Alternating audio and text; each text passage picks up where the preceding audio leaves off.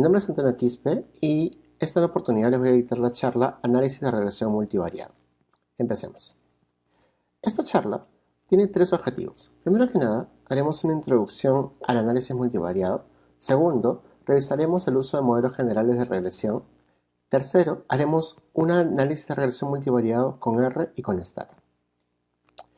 Primero que nada, un paso muy importante antes de plantear cualquier análisis es revisar la teoría detrás para saber exactamente qué estamos haciendo en cada fase del proceso. Por ejemplo, cuando nosotros hacemos un estudio, tomamos una muestra de una población.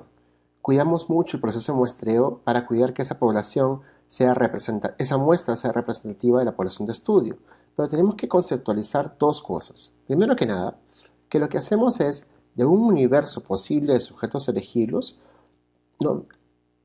definimos los criterios de inclusión y exclusión, de tal manera que construimos un marco muestral.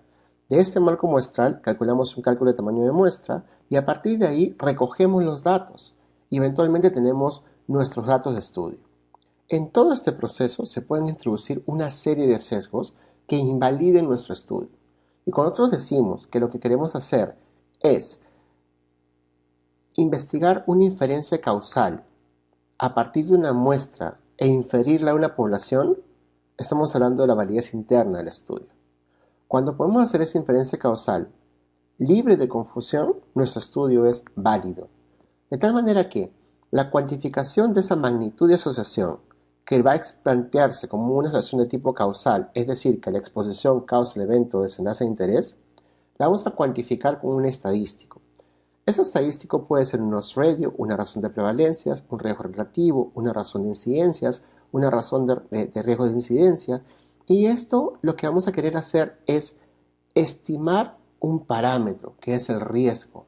Entonces, este concepto teórico del diseño de estudio tiene un impacto muy fuerte en nuestra capacidad de hacer inferencia a partir de esa cuantificación de la magnitud de asociación.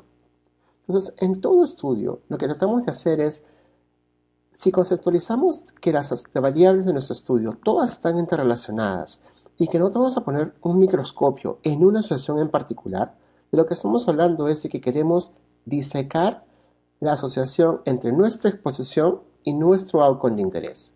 Es decir, vamos a tener una variable independiente que va a causar un efecto sobre una variable dependiente. En ese escenario en el cual queremos discernir si esa asociación entre esa exposición y ese outcome es verídica, nosotros vamos a tener que analizar cómo las demás variables interactúan con esa asociación, de tal manera que nos vamos a cuidar de reportar una asociación espuria o inexistente. Para poder hacer eso, hay que aplicar diferentes metodologías. Una de ellas es el análisis de regresión multivariado. Cuando nosotros decimos que tenemos un análisis en el cual solo tenemos una exposición y un outcome, hablamos de un análisis bivariado. Pero cuando los queremos analizar en presencia de otras variables, ya estamos hablando de más de una variable, 2 o 3 o más. Entonces tenemos un análisis con más de una variable o un análisis multivariado. Entonces pueden suceder dos cosas. Que una de estas variables distorsione o enmascare nuestra asociación de interés.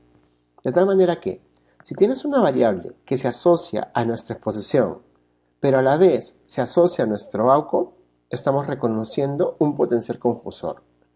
Si en presencia de ese confusor nuestra asociación de interés desaparece, querría decir de que nosotros estábamos presentes ante una exposición espuria.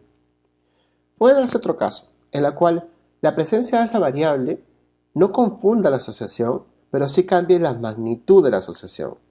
Y estamos en presencia de un modificador de efecto.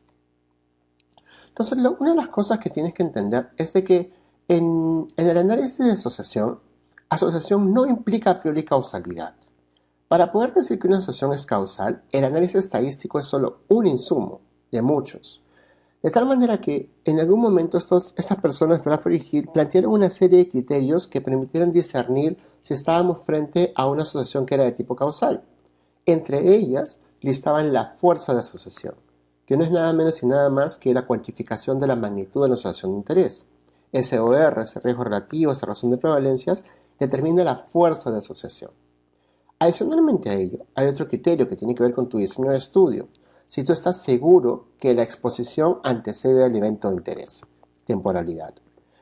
Si adicionalmente no hiciste un brazo, sino 3 brazos, en el cual tenías una relación de dosis-respuesta, a mayor dosis, mayor respuesta, o a menor dosis, menor respuesta, o viceversa, tú vas a tener otro criterio adicional, que es el criterio de dosis-respuesta.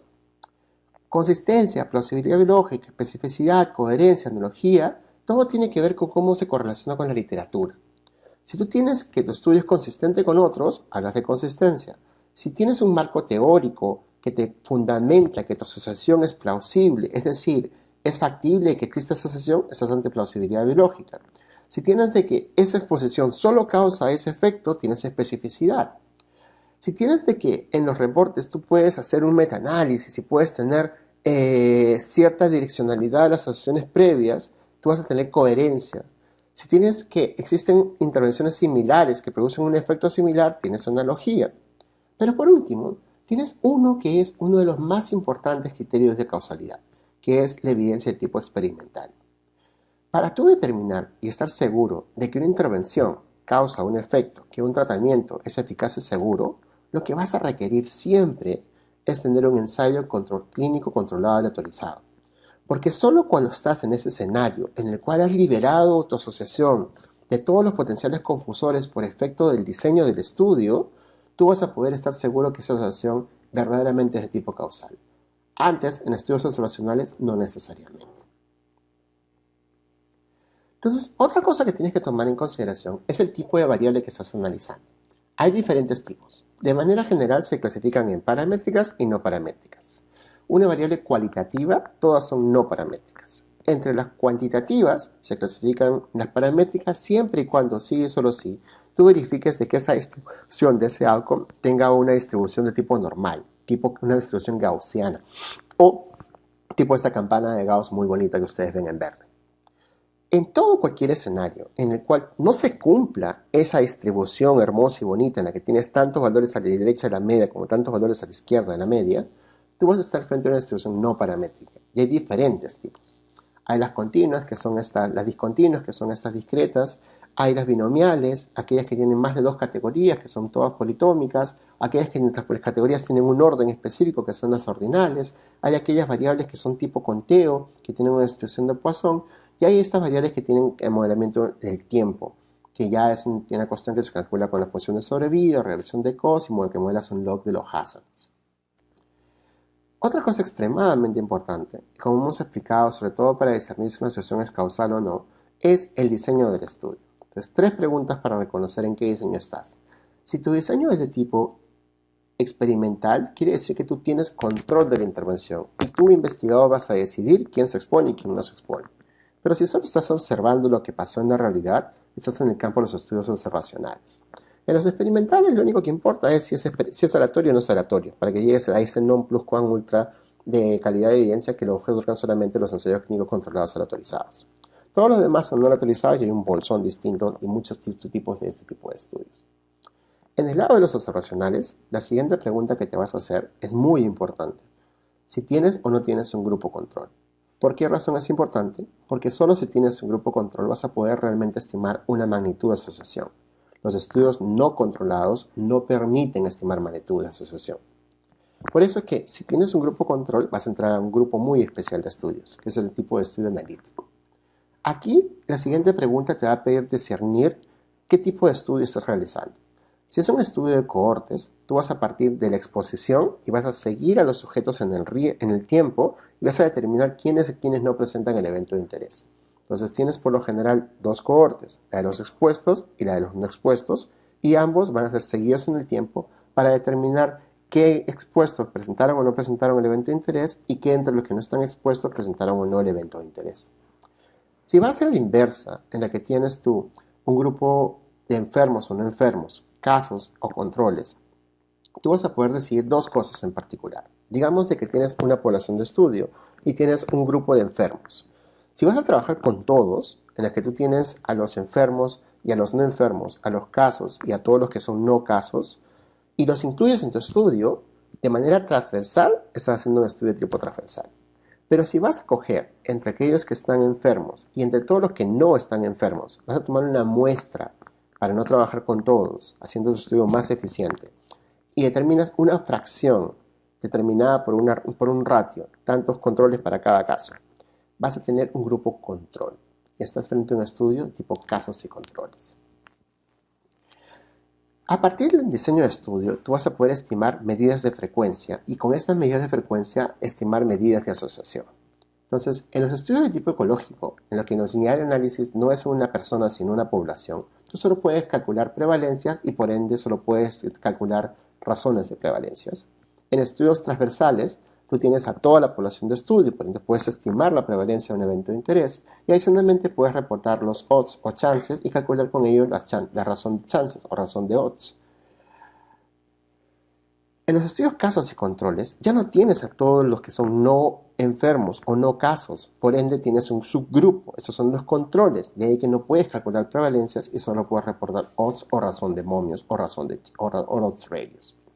Pero si estás en el lado de los estudios de cohortes o ensayos clínicos controlados, ya puedes calcular todo. Bueno, puedes calcular prevalencia, los odds, la incidencia, y ulteriormente lo que verdaderamente importa es calcular el riesgo relativo o la razón de riesgos, que es una mejor aproximación a ese parámetro que queremos estimar, que es el riesgo de ocurrencia de un evento.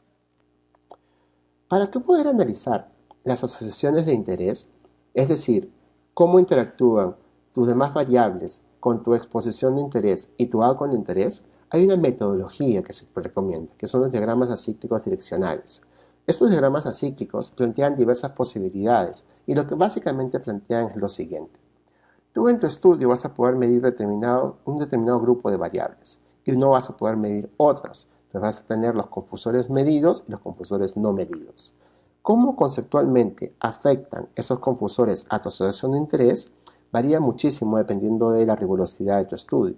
Entonces, para plantear la posibilidad de que se abra una puerta trasera y tú puedas estar ante una asociación espuria, tú primero haces este tipo de diagramas para tratar de entender tu marco teórico y esperar cómo se interactúan las demás variables y luego pruebas cada hipótesis por separado.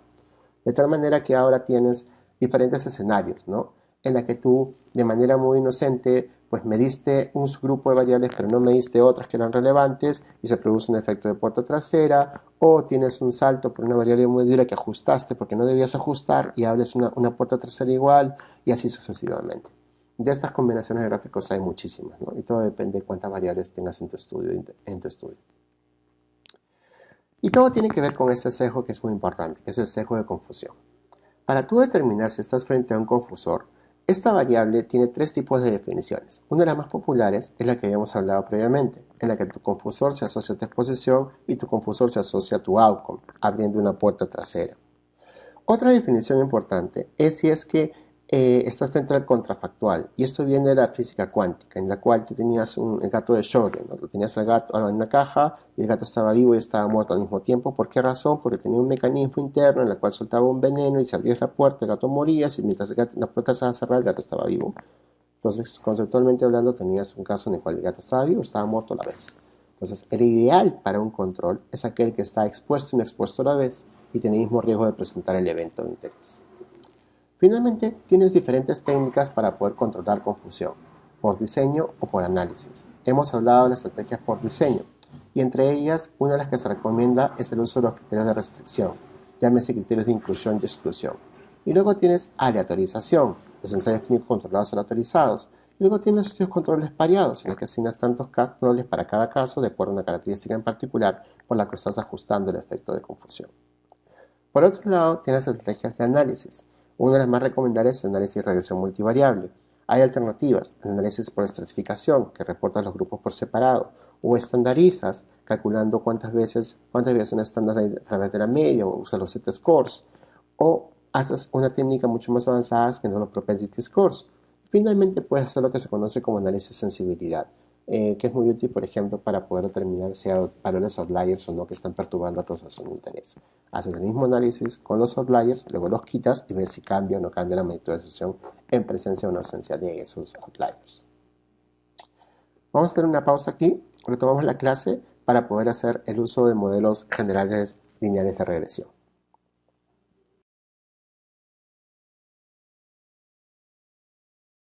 Con todos. Mi nombre es Antonio Quispe. Esta es la segunda parte de la clase de regresión multivariada, así que empecemos. Uso de modelos generales lineales de regresión o GLL. Los modelos generales de regresión son un marco teórico que nos permite englobar a todos los modelos de regresión que se conocen.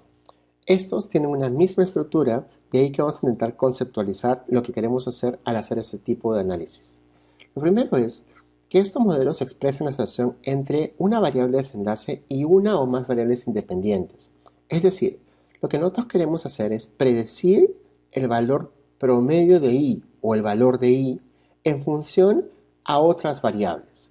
De tal manera que en este modelo predictivo nosotros podemos hacer una buena predicción o una mala predicción. Mientras más variables relevantes incluyamos en nuestro modelo, en teoría vamos a poder predecir mejor el valor de ese outcome. Pero internamente lo que estamos haciendo en realidad es predecir la variabilidad de ese outcome. Entonces vamos a corregir nuestros términos y lo que vamos a querer hacer es lo siguiente. Siempre que hacemos una predicción, aceptamos un margen de error. En los modelos de regresión, lo que nosotros tenemos que hacer es evaluar la bondad de ajuste del modelo, es decir, qué tan grande es ese error en nuestras predicciones. De tal manera que, cada vez que queremos estimar o modelar un outcome, vamos a modelar la variabilidad de ese outcome en función de los valores de otras variables y cuánto de error vamos a cometer. Estos coeficientes de regresión, que son los betas, expresan la magnitud de asociación entre ese outcome y la covariable de interés. En un modelo de general lineal, lo que nosotros estamos asumiendo es que ese outcome tiene una distribución normal y por ende la vamos a poder caracterizar con el promedio de esa variable. Entonces lo que vamos a modelar es la media de I. Esa media esperada de I es el valor que nosotros vamos a predecir con nuestro modelo y con este valor lo vamos a poder contrastar contra el valor verdadero de I, que es el que está en nuestros datos. Entonces lo que ustedes tienen que entender es lo siguiente. Al escoger una función matemática, llámese un modelo, una distribución gaussiana con un link identidad, que es un modelo general lineal para un modelo de regresión lineal. Lo que nosotros estamos haciendo es, en función a un grupo de variables, predecir el valor de nuestro outcome y esa predicción tiene un error.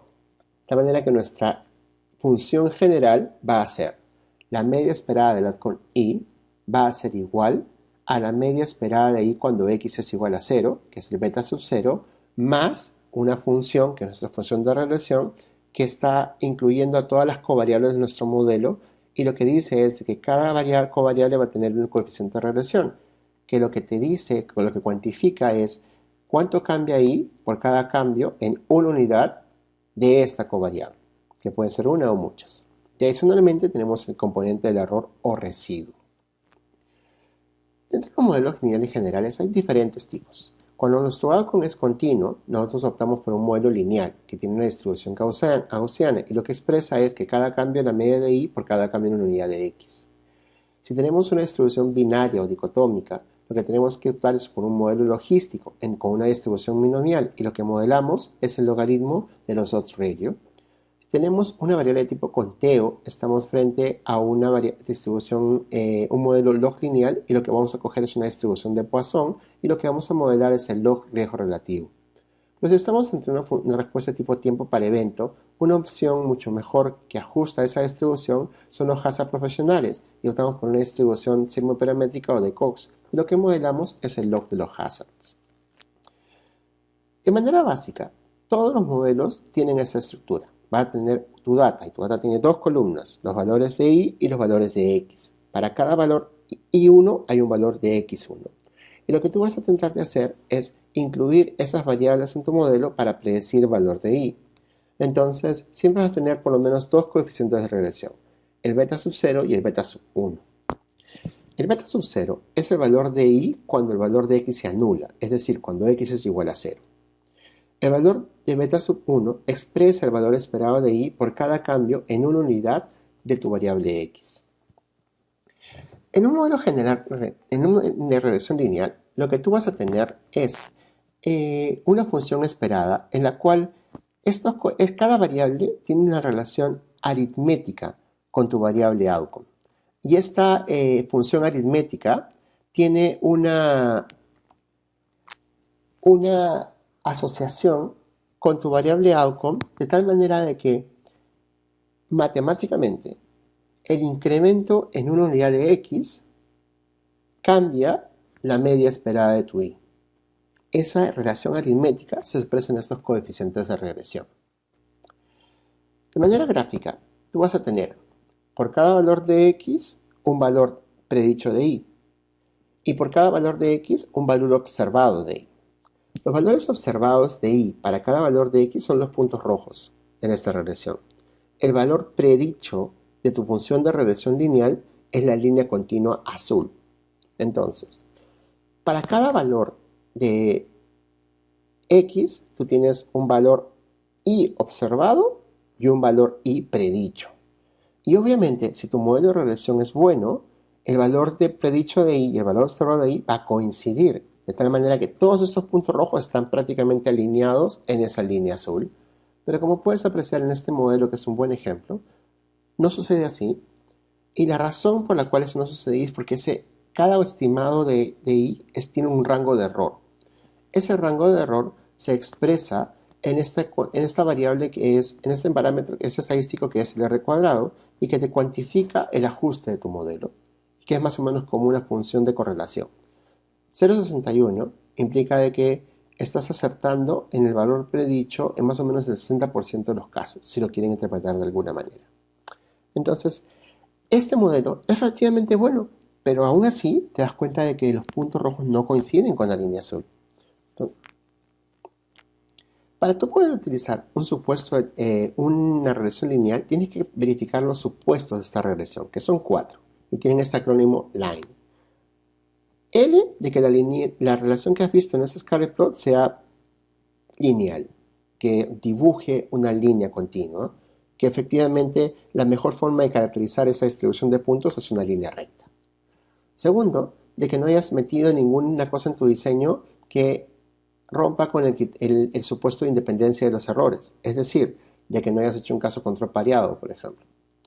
De que tu outcome estadísticamente tenga una distribución normal. ¿Y cómo haces eso? Puedes hacer 3 cosas. Un análisis gráfico, calculas el coeficiente de variación, si te sale menor de 0,5 es normal, mayor de 0,5 o igual a 0,5 es no normal, y esto es dividiendo la desviación estándar por la media.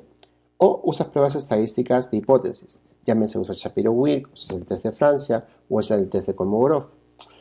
¿En qué caso se usa cada cosa? Bueno, ahí ya tiene que ver con la cantidad de datos que tengas, ¿no? Kolmogorov es muy buena en general, Shapiro-Wilk es mucho más potente y se usa para muestras menos de 5.000, y Francia es mucho más potente aún y se usa para muestras de menor de 7.000. Y el último supuesto es una cosa extremadamente importante, que es el hecho de que tu valor, para cada valor de x, este valor de x para cada valor predicho de y, pues tengo una misma distribución para cada valor de x. ¿Cómo se interpreta esto? Digámoslo como que las condiciones en las que se da tu experimento son constantes. Si tú en el transcurso de un estudio recoges datos y las condiciones cambian, la variancia de y para cada valor de x va a ser distinta. Entonces vas a tener de que las condiciones de tu experimento pues han cambiado en el tiempo.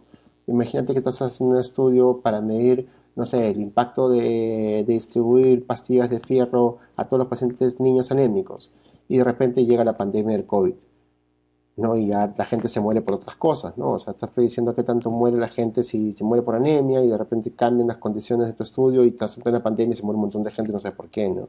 Entonces, eso básicamente implica de que hay homoceasticidad si las condiciones son las mismas, o heteroceasticidad si se rompe la varianza de y en función de cada valor de x. Simple, múltiple o simple y multivariado es simplemente la cantidad de variables que hay en tu modelo, ¿no? ¿Cómo evalúas un confuso? Y esto es muy importante. Estadísticamente hablando, lo que tú vas a probar es la significancia del coeficiente de regresión de x1 en presencia o ausencia de sx2. De tal manera que, si tú dices, teóricamente mi x2 se asocia a mi x1 y ese x2 se asocia a mi y, Sx2 es un confusor de mesuración entre x1 e y. Entonces yo primero que tengo que probar es que Si se asocia al x1. Ya está, es mi hipótesis de interés, ¿no es cierto? Y pruebo de que Sx2 también se asocia a Si. Entonces ya probé de que efectivamente en un modelo bivariado, en la que tengo primero la variable x1 y luego la variable x2, ambos beta 1 son significativos. Entonces yo digo que x2 ejerce un efecto confusor o un sesgo de confusión sobre la asociación entre x1 y y, siempre y cuando yo hago el modelo multivariado, compruebo de que ese coeficiente beta 1 desaparece.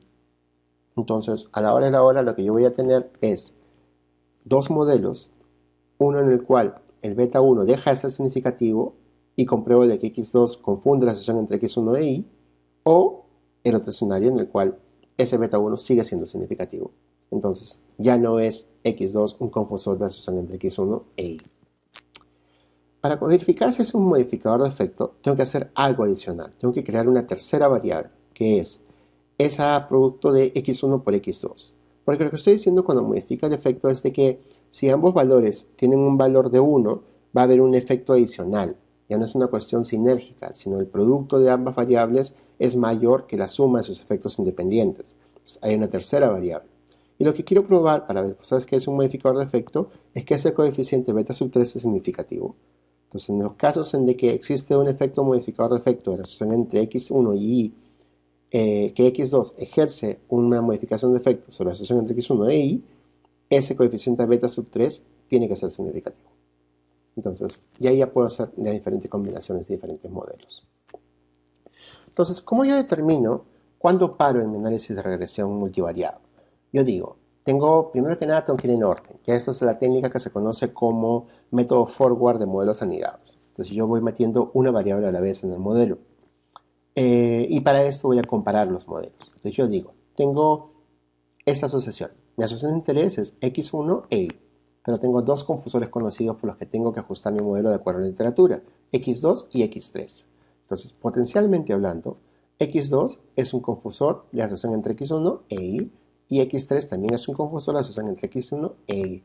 Entonces, yo tengo que probar si efectivamente esa asociación entre x1 e y es espuria o no es espuria. Entonces, digamos de que yo hago tres modelos. Voy a predecir el valor de y en función a x1, otro modelo con x2 y otro modelo con x3. Y los comparo. ¿Cómo los comparo? Calculando un estadístico que se conoce como el criterio de información de Akaike.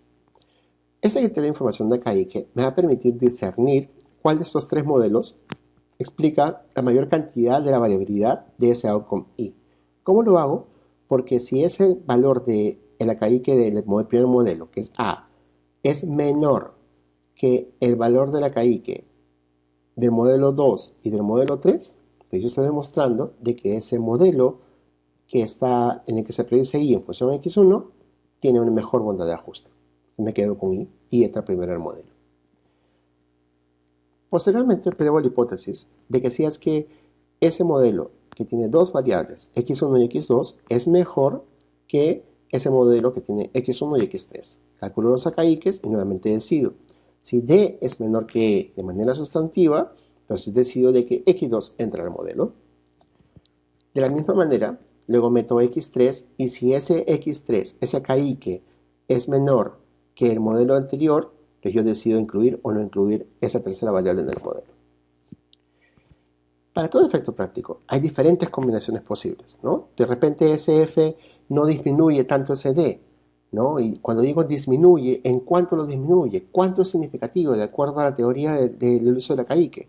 Bueno, se dice que a criterio de investigador, si es menor de 10%, disminuye la Akaike en un 10% de su valor cuantitativo, pues evidentemente es una variable que explica una fracción sustantiva de la variabilidad de tu outcome. Pero si esto llega a ser menor de 1%, ya puedes decir de que ese aumento, esa disminución de la Akaike es insignificante. Entonces, por regla general, nuevamente, todos son consensos, tienes que aplicar esto en cada escenario. Menor de 10 estás seguro, menor de 1 puedes parar. Este criterio de información de Akaike pues tiene sus limitaciones. Para empezar, tiene dos componentes, el número de parámetros del modelo y el máximo valor de la función de verosimilitud para el modelo estimado. como alternativa al criterio de información de Kaique existe lo que se conoce como el BIC. Y lo que hace el BIC es no penalizar tanto el modelo por la cantidad de parámetros en el modelo. Entonces, cuando ustedes empiecen a usar el Kaique se van a dar cuenta que hay saltos muy grandes entre un modelo de 2 variables y el de 3 variables y de 4 variables. Entonces, una forma de tener mejor criterio para discernir ese límite medio raro de 1%, pues es usando otro criterio más, que podría ser el BIC. Por regla general, a menor Kaique, mejor el ajuste del modelo. En todos los paquetes estadísticos, llámese R, STAT, SPSS, SAS, y nuevamente, aquí viene la cuestión del estadístico. La estadística es teórica. La bioestadística, que es la aplicación de software para poder hacer estadística, facilitar bien los cálculos, es otra historia. Y ustedes como estadísticos pues, tienen que familiarizarse con herramientas y en general con más de uno, para que sean sujetos más hábiles. Entonces, una invitación es de que aprendan a usar más de un software estadístico. Como mínimo, Stata y R, pues, ¿no? ¿Por qué Stata? Porque es muy amable, es como decirlo, es la herramienta con la que uno puede empezar a aprender estadística y como es un software pagado, pues sus herramientas son mucho más fáciles de utilizar, todo es menos complicado, es más fácil y R es gratuito, ¿no? Y como R es gratuito, pues no le importas mucho tú como usuario, entonces todo es un poco más complicado y no tiene tantas herramientas de ayuda al usuario, ¿no? Pero ¿qué pasa con R? Que la comunidad ha crecido tanto que ahora realmente es un paquete muy muy potente, es mucho más potente que Stata y la invitación es a que usen software libre y que usen software gratuito. Entonces, esto en general te explica lo demás, las diferentes funciones que tú puedes utilizar en un modelo general lineal. Tienes la familia binomial con el link-logit, tienes la familia gaussiana con el identidad para relaciones lineales, tienes la fórmula gamma y la inversa para cuando tienes funciones que son U invertida, tienes la inversa gaussiana cuando sean U hacia arriba, tienes la familia Poisson para cuando sean variables con Teo y empiezan a hacer el link-log, puedes hacer diferentes alternativas cuando tienes, por ejemplo, muchos ceros. Usas la binomial negativa, usas el cero inflado y hay un montón de alternativas para efectos de lidiar con ese tipo de problemas. Pero ahí no acaba la cosa. Una vez que tú haces tu análisis de regresión, tienes que hacer tu análisis de por-regresión. ¿Por qué? Porque tienes que verificar los supuestos. Y no solo eso, sino evaluar valores extremos, ver el ajuste del modelo, qué tanto predecir, qué tanto los intervalos de confianza para tus estimados, etcétera, etcétera, etcétera. Y para ello existen diferentes funciones que tú tienes que aprender a utilizar. En el caso de análisis por regresión en R, pues usas los plots de los predichos comparado con los observados, ¿no? Y ves cuánto se distingue, qué tanto puedes graficar el valor predicho comparado con el valor observado. Puedes hacer análisis de valores extremos, para eso hay diferentes técnicas, ¿no? Calculas los hat values, los residuos estudiantizados, las distancias de Cooks, y luego de esto puedes usar paquetes específicos, ¿no? Que han sido diseñados para poder hacer ese tipo de análisis. Hasta aquí con la parte de modelos generales lineales de regresión. Vamos a entrar ahora al análisis de regresión con R y con Stata.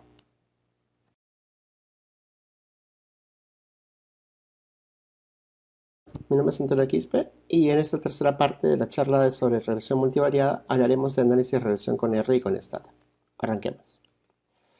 Para esta charla vamos a compartir este artículo. Este artículo lo escribimos con un estudiante de medicina de la Universidad de San Marcos y trataba de comparar dos técnicas para hacer manejo de hernias inguinales. La técnica de Nyhus, que es relativamente antigua, con la técnica moderna que es Lichtenstein. Y la hipótesis detrás de esto era de que existía la creencia de que esa técnica antigua ya no debía por qué dejar de utilizarse y la realidad era de que era una técnica relativamente segura y eficaz. Queríamos ver qué tanto se diferenciaba en términos de complicaciones postoperatorias entre una y otra técnica. En este estudio, revisamos 202 casos en los cuales veintitantos fueron operados por las técnicas de Nyhus y el resto fueron operados con la técnica de Lichtenstein. Para poder hacer la asociación entre la tasa de complicaciones, hicimos diferentes análisis. Primero modelamos las complicaciones en general, luego las complicaciones tempranas, luego las complicaciones tardías, y como el grupo de Lichtenstein era un grupo grande, podemos hacer un análisis específicamente para eso, como si fuera un análisis de sensibilidad.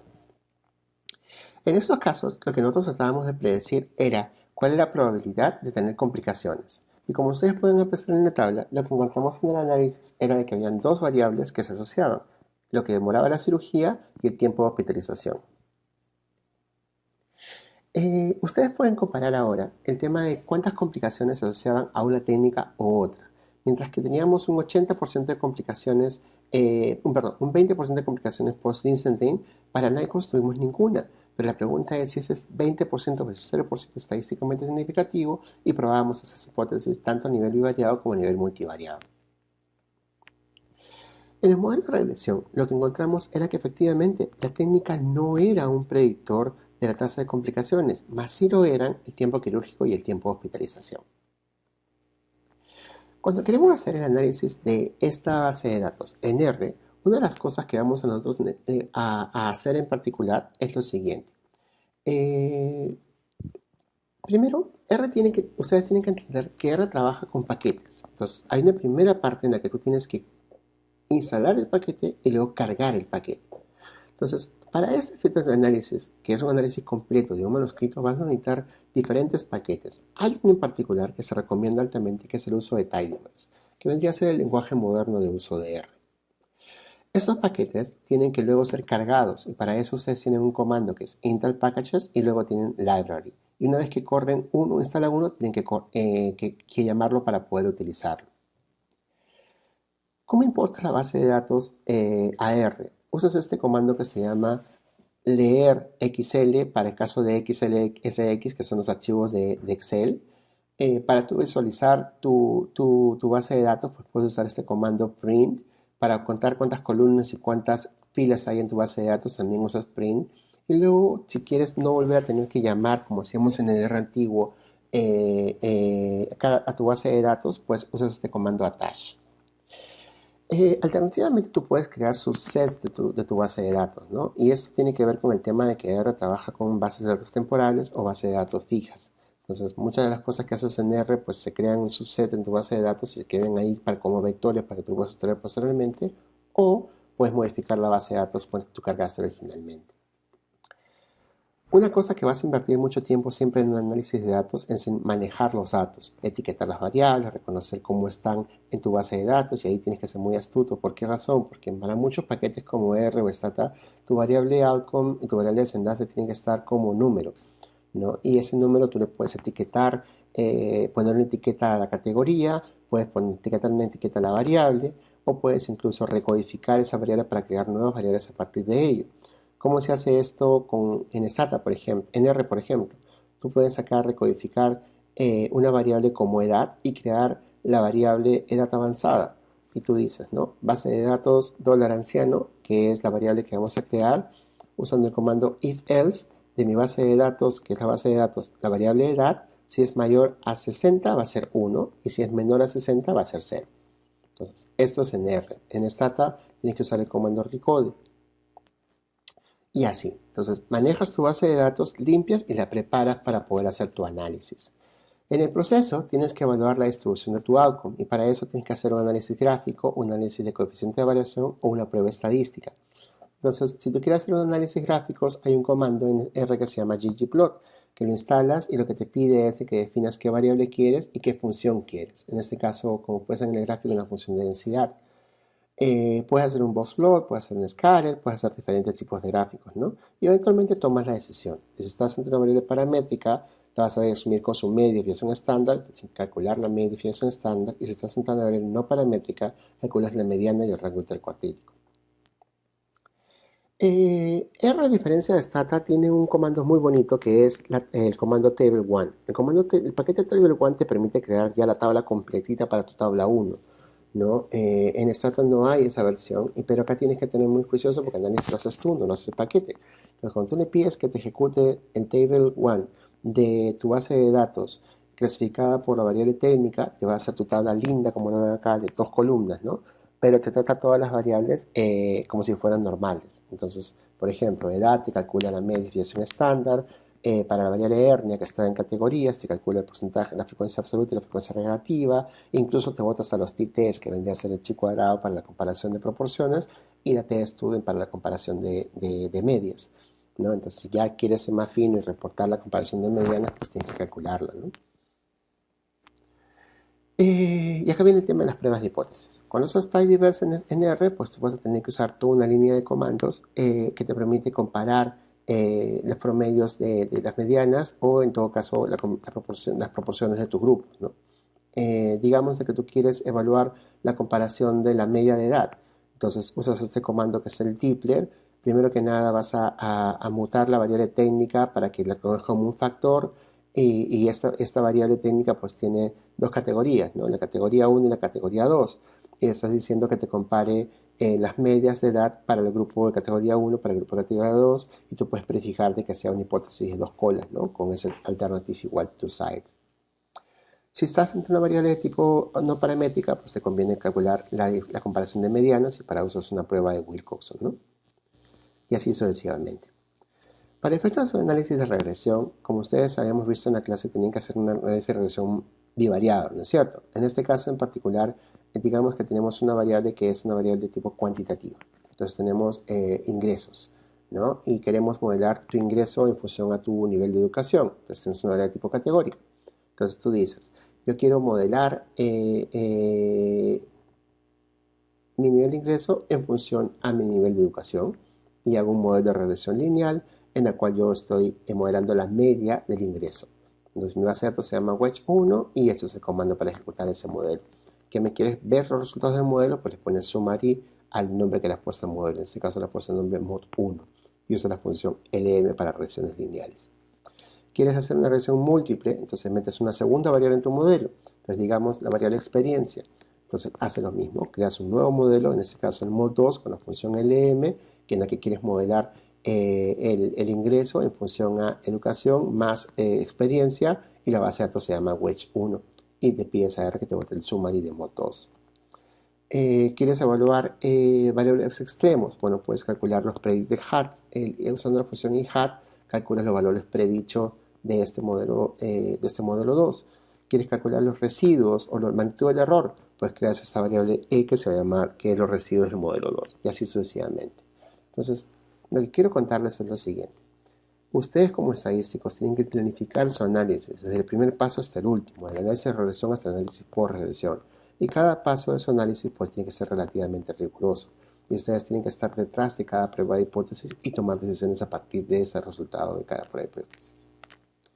Para comparar modelos en R, usas este comando, este paquete de Stargazers. Y acá tú puedes decirle que te compare el modelo 1 con el modelo 2 para saber quién ajusta mejor. Puedes hacer análisis de por regresión con hipótesis de homoelasticidad. Y para esto usas el Lagrange, que es el NMTs, y le pides que te calcule para este modelo 2 esa prueba de heteroelasticidad. Quieres evaluar la linealidad de tu modelo, pues a ese modelo 2 le pides que te calcule el reset test y te calcula la prueba de linealidad. Finalmente puedes reportar los resultados de tu modelo, ¿no? Y para esto lo que vas a pedirle de repente es que te haga un ajuste de los errores de manera robusta. Entonces puedes pedir este comando muy parecido a lo que te bote Stata, ¿no? Y eso es usando esta función estimateR, ¿no? Para un LM robust, que es la función de ingresos en función de educación más experticia, de tu base de datos wedge1 y que quieres que te lo bote parecido a Stata, ¿no? Y finalmente puedes hacer lo que evaluar modificador de efecto, ¿no? Y para pedirle ahora que te evalúe un modificador de efecto, pues puedes pedirle que te evalúe el modificador de efecto entre educación y experticia, y para eso son esos dos puntos que te calcula un nuevo modelo, pero ya con el componente de modificación de efecto. Vamos a ver esto en Stata. Cargamos nuestro Stata. Y Stata funciona, como ustedes han aprendido, de manera distinta a R, en el sentido de que ustedes van a tener ahora un do file. Este do file es un archivo donde tú vas a tener todos tus comandos de tu modelo de regresión. Entonces, para tú poder visualizar ambos, te recomiendo que hagas lo siguiente, ¿no? Tú vas a tener, por un lado, tu visualizador de resultados y por el otro lado tu do file y empiezas a correr los comandos tal cual, ¿no? Entonces, hagamos lo siguiente. Para empezar, una de las cosas que tú vas a hacer en R, en Stata o en SPSS es hacer tu análisis replicable. Y por eso es importante que siempre uses un script en R o un do file en Stata.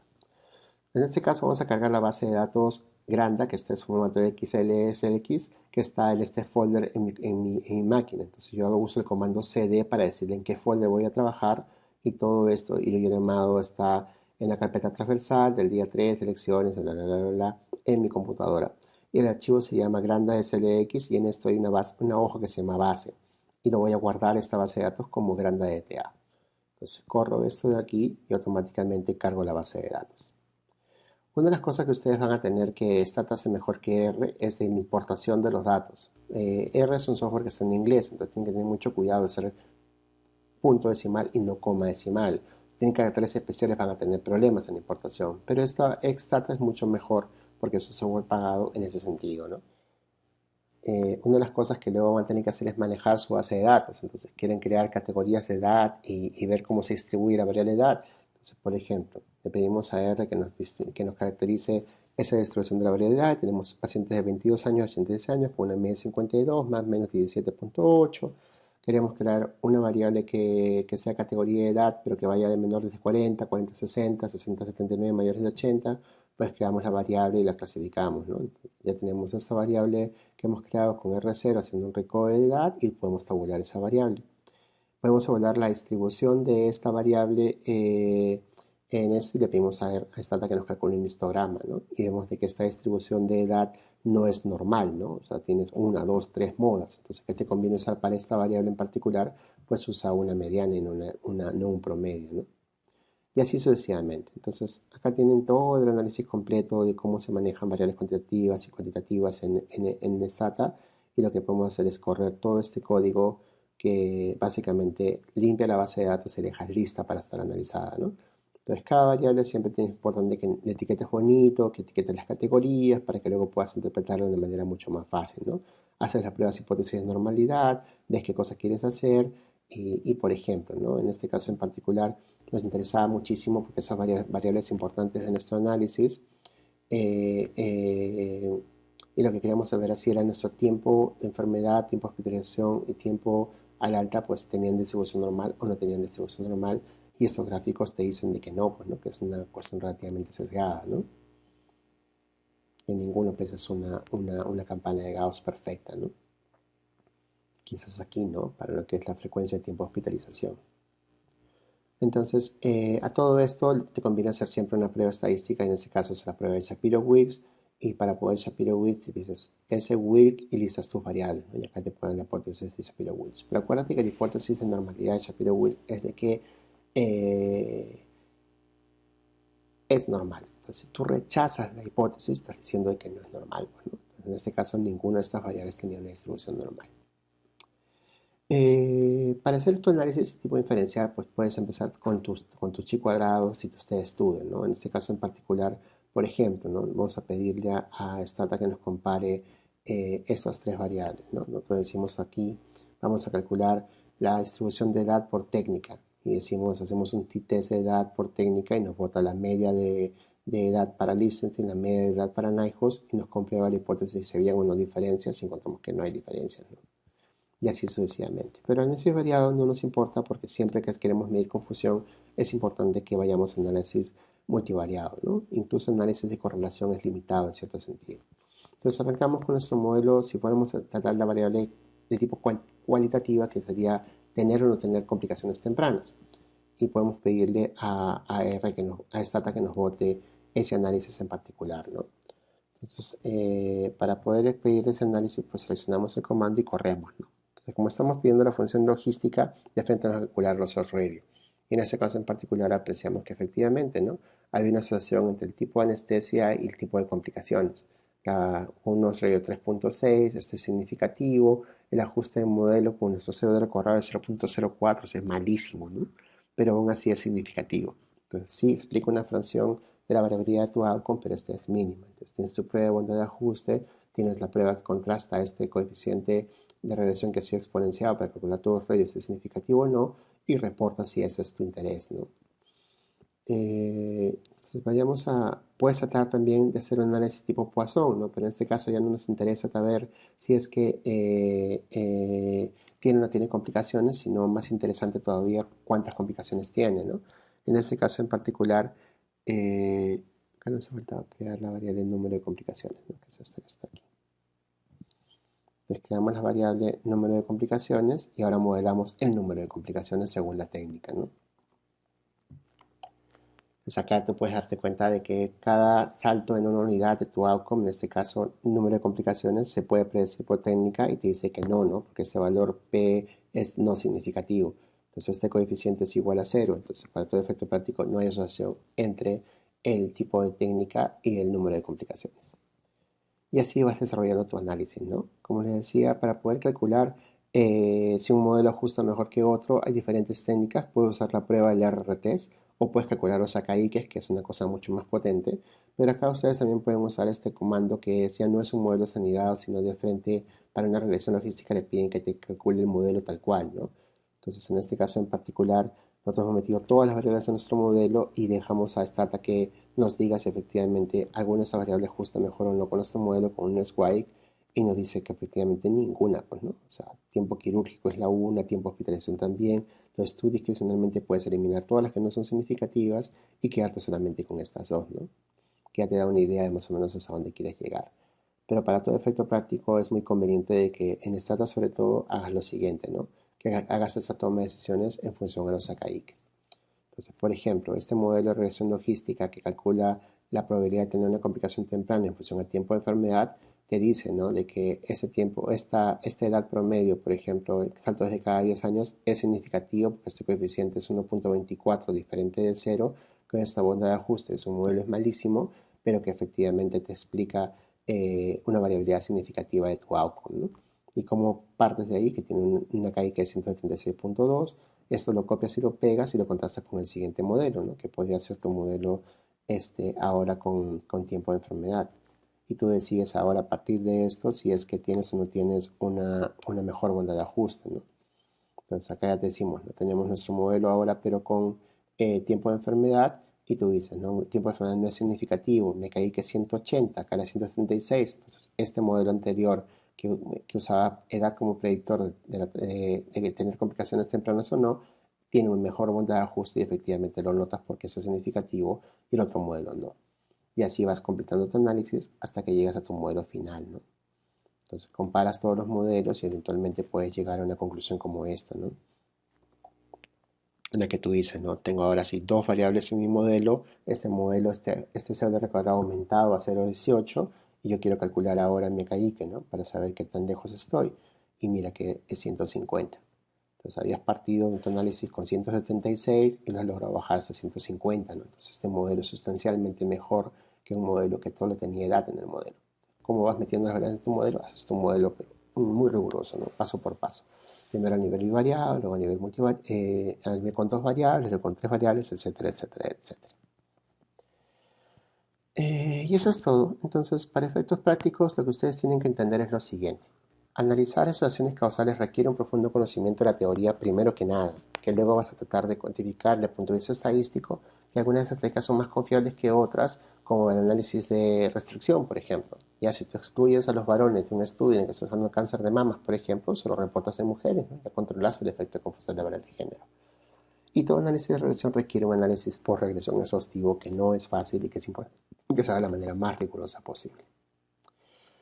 Gracias por la invitación, espero que les haya servido la clase. Recuerden esta frase siempre que piensen en investigación, los tontos no aprenden de sus errores, los inteligentes aprenden incluso de los errores de los demás. Esa es la razón por la que investigamos. Mi nombre es Antonio Quispe, ha sido un placer acompañarlos. Hasta la próxima oportunidad.